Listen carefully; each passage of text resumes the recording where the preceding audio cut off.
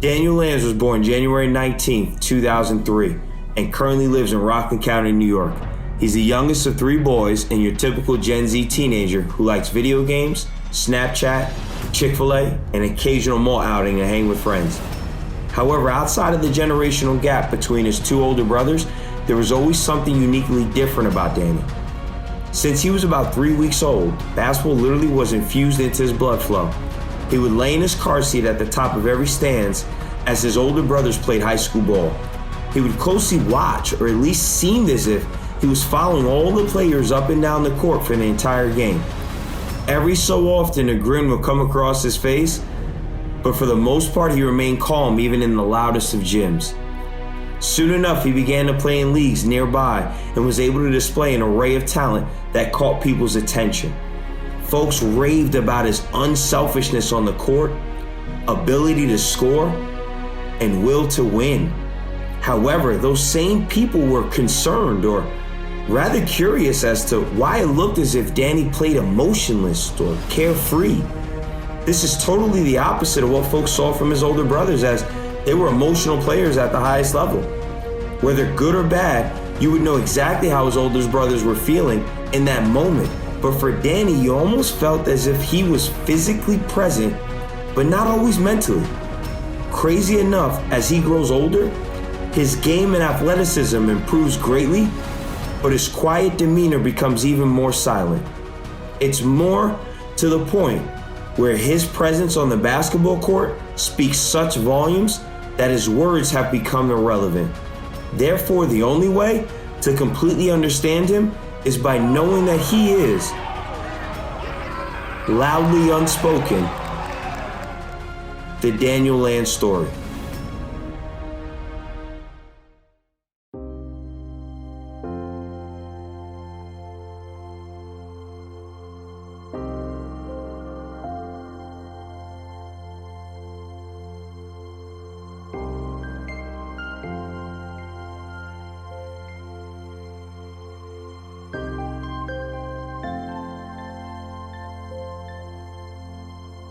I'm Linda Montgomery. I'm from Queens, New York. I came to Nanuet, New York to raise my kids, and having boys, I needed to find something for them to do so that they could, keep on the straight road. So I got them involved in sports, first karate, then basketball.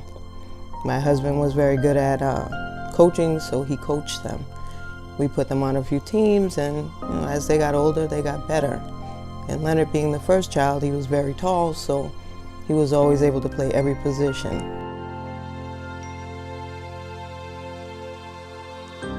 With my oldest son, I said, you know what, let me get a basketball in his hand. So I basically told him the game, and then my middle son followed suit, and they both played at Spring Valley High School, and they both started, and they did pretty well. With that came Daniel Lambs, and he grew up watching the boys play. He also grew up watching me playing the slow break leagues and the other leagues with older men. And he came to me one day and said, Dad, can you teach me how to play basketball?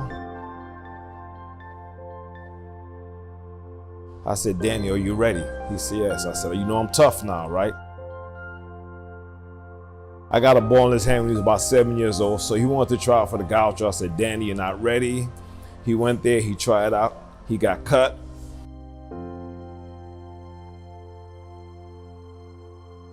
He was so fascinated by what his older brothers could do, meaning Leonard and Lamont. He was happy about basketball, and he really wanted to be involved in it. So he stayed in the gym when they were in the gym, and he watched every game that they played. And as he got old enough to actually dribble the ball and hold it, which was probably 2 or 3 years old, that's all he ever did was basketball. And from there, he just grew to love it, and he just wanted to be just like his older brothers.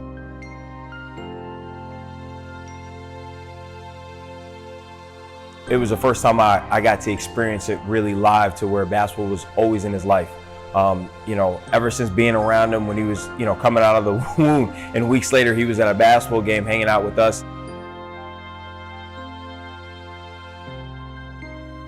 Each game we took him to, he'd sit at the edge of the bench waiting for halftime so he could run out, shoot the ball. He could shoot from the three-point line and run back and sit down and wait for the game to end so he could go on the court and shoot around. And that became his pastime. All the refs knew him, and that was just the joy of our lives. We just did that every day, all day. Parents wanted to see him on the court. He just loved dribbling the ball and playing. One of the key things I just love is just how he always enjoyed it. Danny is literally the epitome of being born into basketball. From the time he was in his carriage or whatever the case was, he'd be coming to our basketball games. Because at the time I was in middle school, Leonard was in high school, and Danny would be in the crowd watching us play, hearing my parents cheer for us, hearing the crowd, hearing the bouncing of the basketball, and just the whole atmosphere of, basketball, competitiveness.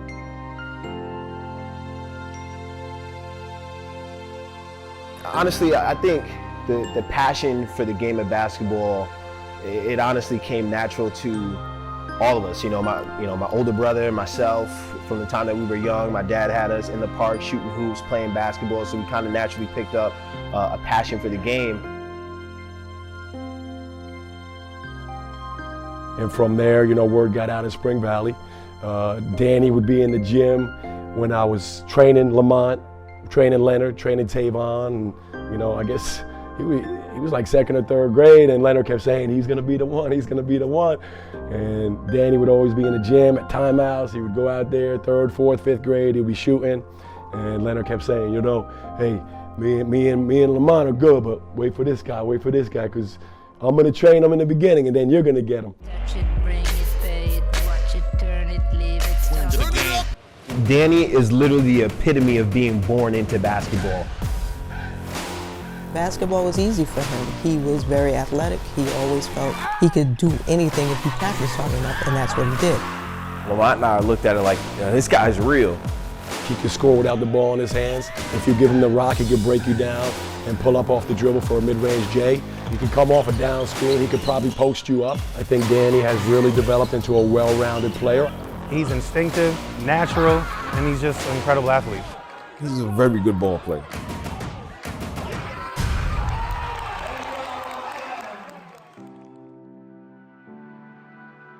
So I started training Danny probably when he was probably 8th grade, right, 7th grade, right before he started high school, maybe 6th grade. And Leonard kept saying, he's got everything, but he can't shoot it, He's like, he needs you desperately. You got to show him mechanics. You got to show him correct footwork. You got to show him the shooting pocket, how to shoot it, how to follow through where his hands are supposed to be. So, we really started working on the shooting aspect. We worked on balance. We worked on consistency with his mechanics. And, Danny has turned himself into one of the top players in this tri-state area. And I don't want to take all the credit because I know his brothers worked with him. I think Danny has really developed into a well-rounded player. Started working with Danny when he was in 9th grade. He's now in 11th grade. I've watched him. Even when he was in middle school, I saw him working around, but he first came into my program with the Rocktown Monarchs as a 9th grader. He always had the glaring athleticism and instincts. He started to really put it together with his confidence in outside shooting probably this past summer. We played in the Players Spring Fling against the Players, who featured the Gatorade Player of the Year, Jabari Abdul-Rahim, in front of a crowd that was also recording a documentary, and this is a nationally ranked level. Daniel was, in my opinion, the best player in the tournament. My name is Evan Chait. I'm a licensed physical therapist, acupuncturist, nutritionist, and herbalist. The company's name is Kinetic Rehab and Spine. We offer physical therapy, acupuncture, clinical nutrition, massage, and chiropractic care. When Leonard was, I think, a sophomore, junior in high school, nobody really knew who he was, and he started training with us. And I remembered him vividly. And so about 15 years later or so, I get a phone call from him. He's like, Ev, do you remember me? Of course I remember you. And so he's like, listen, my brother, he needs a lot of your work. He's a really good basketball player. And I would love for you to work with him. I turned to Leonard, I'm like, man, this is a great opportunity. He's now at the stage where the attention he's starting to develop, he's handled it really well. He's a humble kid. He's very simple, low maintenance. I think in any environment, he'll be a great asset. And no one ever has complained that he's been a bad teammate.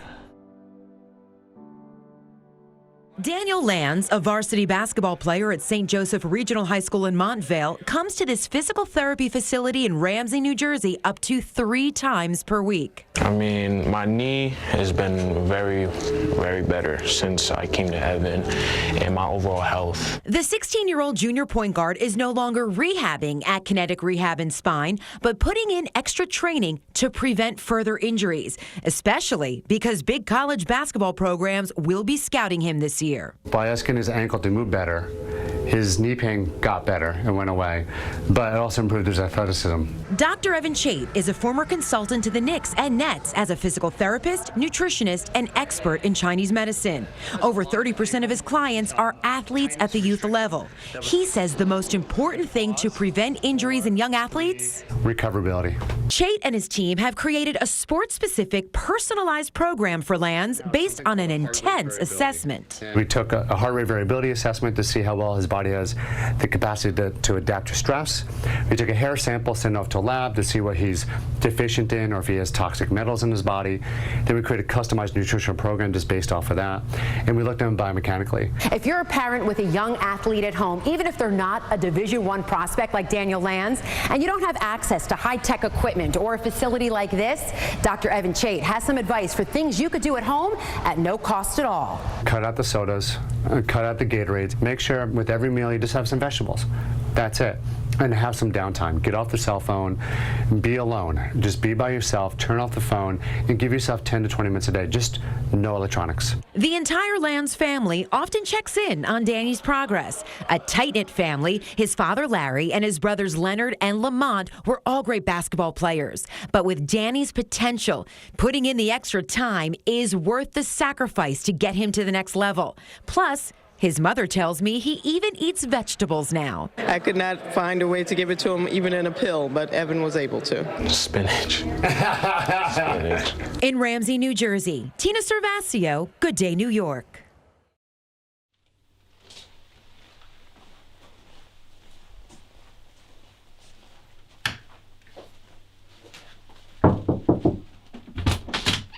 Danny, it's time for you to get up. Danny, I know you hear me. Come on. Take the time. Okay. All right, get up. Don't tell me okay. You getting up? Mm-hmm. All right.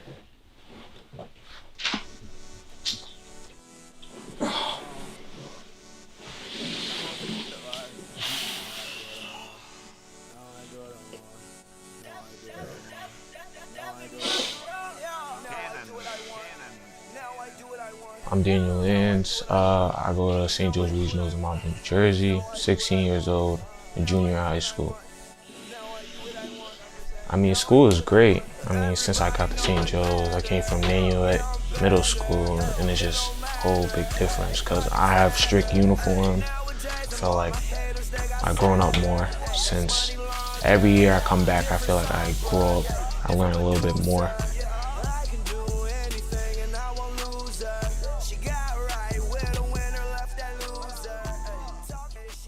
My original option was Don Bosco, but when I went to St. Joe's for a visit, it's just something different about the school environment.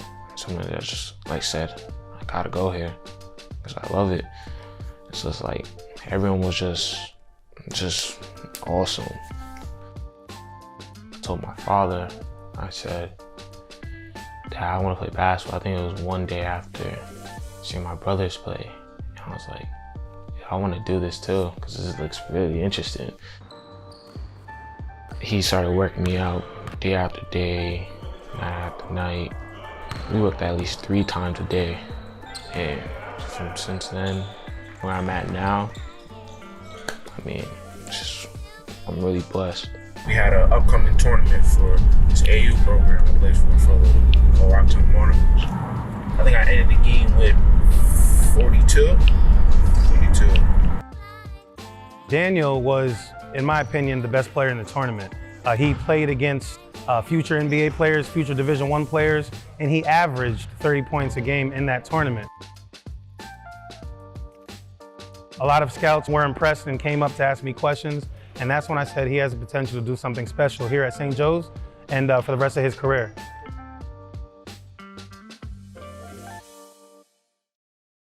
My athleticism comes a little bit, just a little bit, and he's probably gonna laugh about it. It comes a little bit from my middle brother, because I just seen him dunk a lot. And no offense, my older brother, I barely seen him dunk. But my game is just, I just picked up on my own, because I felt like I worked for it.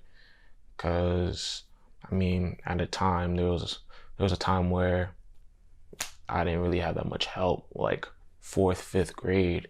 So I had to just start working out on my own.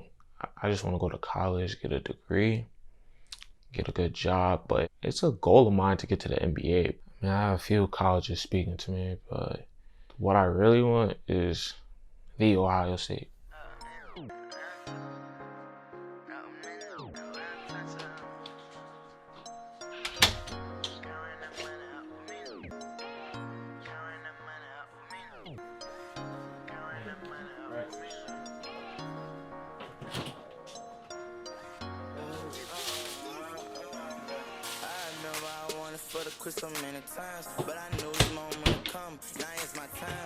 I played 17, and we played the players. That's the home team. First play, I think I hit a 3. So I was like, oh yeah, that's what I want. Because there was a bunch of cameras, lights all over one player who was coming into Virginia. And I was like, oh, I gotta guard him. Guarded him, whatever. He had some basic moves, whatever. And Filet was at the game, Jesse Jones. He was watching. And I just wanted to put on the show. So I think the first half I had 15. Gotta go hard every time I play basketball. The player I admire the most is probably Russell Westbrook. He plays with so much intensity. I just love how he plays. I mean, I play hard like him. I definitely jump like him. Who do you think, out of all your brothers, could you be both of them? I could be both of them. I could be Lamar 1 because his jump shot is stiff. He's been lifting way too much. He has speed over me, but he's just too stiff on the jump shot, so I'll let him shoot all day.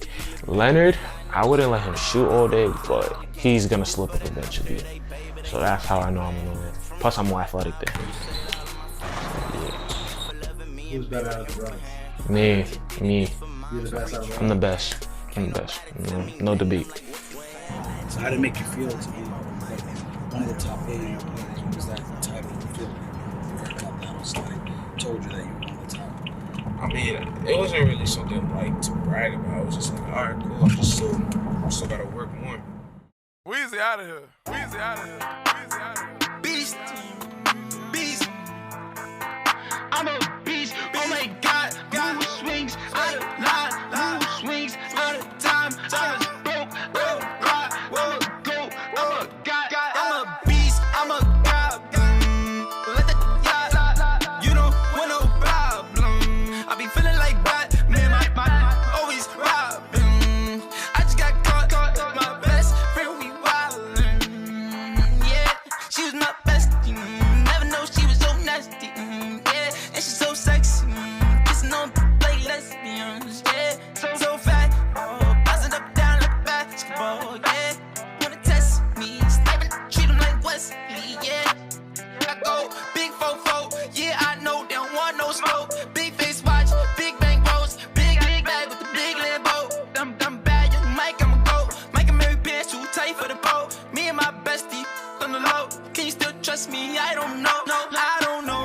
Out of time, I'm so cool. Out of line, out of road, analyze. Lost my bro, lost my mind. Want my soul, want my life. Tryna f my wife. Mood swing. Sometimes I need 2 at a time. 2 set of twins and one of them shop. 2 set of tens like a couple of dimes. 2 set of twins like a couple of times. Few set of twins like a couple of times. Two times. Knew when it come. Two times. Knew when it come. I'm a beast. Oh my God. Mood swings out of line. Mood swings out of time. I was broke. I don't cry. I'm a goat. I'm a god. I'm a beast. I'm a god. Let the fly. You don't want no problem. I be feeling like Batman. My always robbing. I just got caught. My best friend, we wildin'. Yeah, she was my bestie. Never know she was so nasty. Yeah, and she's so sexy. Kissing on like lesbians. Yeah, so fat. Oh, bouncing up and down like a basketball. Yeah, wanna test me. Sniping, treat him like Wesley. Yeah.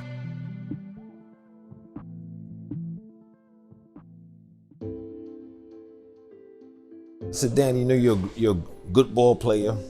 You could be a great ball player, but you have to be focused, you know? I don't like to boast about my son, but he's a very good ball player. Very good ball player and a decent young man. Proud to be his father. Proud to have him as a son. He's no problem at all. One thing that stands out to me about Danny in comparison to, other great basketball players, he's just very humble. He's very quiet, and I find that he's his own solution finder. If he's messing up or had a bad game, he'll kind of take himself to the basketball court and work on his game. He doesn't really say much. He's quiet. He keeps to himself. But when he does speak, when he does, showcase his personality, it always lights up the room. So, I think that's definitely a valuable thing for him, for any, college coach or even NBA coach for that matter. He's just a humble guy. You don't really have to worry about him, talking too much or talking out of character. That's really not who he is. The time I saw Danny when things were like, yo, this kid can be something special, I always thought he was good. I was like, he's talented, he's got potential, but when is it gonna come out? When is he gonna assert himself? When is he gonna be that player that plays with that chip on his shoulder, that toughness? But about 2 years ago, we had been working seriously for about 2 years before that, and his shooting got better, but I was like, man, he's still not at the level I need him to be at to get to that D1 level as a shooter. And I said, Danny, it was a corner three. I said, let me see how many corner threes you can make. Because I was like, he'll probably make 2, 3 in a row. Man, he got in his stance, had his right leg back, 10 times in a row, just I was like, my other trainer, Coach Ben, was like, damn, man, yo, this kid developed into a shooter now, I mean, there was no defense out there, but just the mechanics and the consistency of his shot. The follow through, everything was the same on every shot. And I mean, he made 10 in a row, didn't hit the rim once. And he's like, you want me to do more? I said, nah, you're good, man, I'm happy. I think Danny's future, I think, is gonna be bright. But I'm telling you right now, if someone gives him an opportunity, he is gonna surpass all expectations because he's a grinder, the kid works, he'll do whatever you say, he'll run through a wall for you, he'll fill a certain role. He's not a kid that says, yo, I need to score, I need the ball, I need to get my 30. He'll fit into any role you put him in, and the kid's a hard worker, and I just believe he's gonna have success, and someone needs to give him an opportunity. I think he could play low Division I basketball, and someone needs to give him an opportunity because he has a lot of potential to grow as a basketball player. Because the kid is hungry, he's a great athlete, and that potential he has as an athlete is unreal. I think what separates Danny from most people is that he's willing to do whatever it takes to get better and to be the best he can be. I can see Daniel developing into a Division I prospect, and once you're on the Division I level with that type of athleticism, the sky's the limit.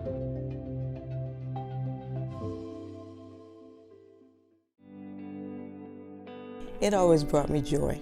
It's their passion. I'm gonna cry. Sorry. To see them happy was all that mattered. When they get on that court, the bond that they have, there's no arguing. They can settle anything on the court. And just to see that something so simple would make them happy. I did nothing but support it. He wanted to see what they could do on the court, how they would play against each other, because he always wanted to be like them. And they make a joke about it. He's better than them. At his age, they feel that he's a better player. And I don't make any judgments. I just want to be there.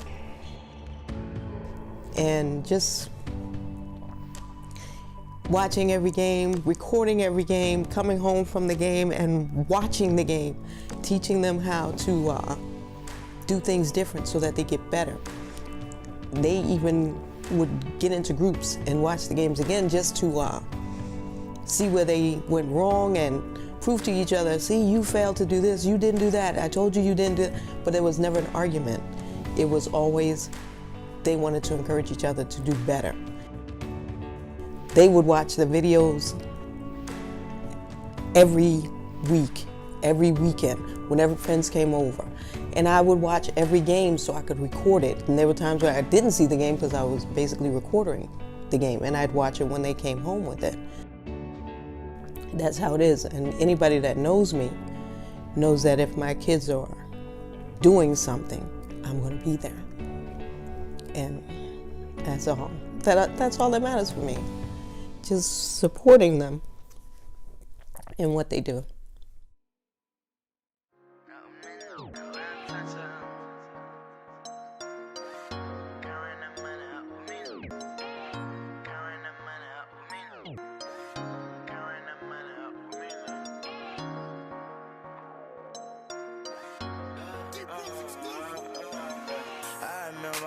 For the quit so many times, but I knew this moment would come. Now it's my time. I gotta make up for all them nights that my mama cried. I'm going in, I'm putting everything on the line. Dropped out of school to chase my dream. I had something for the prove. I put my all into this shit, man. I can't fucking lose. They smile up in my face, but they don't know what I've been through. Whole lot of nights I went to sleep and I ain't had no food. But now I'm up and I'm just thinking about my next move. Gotta keep my head above water, gotta make it do.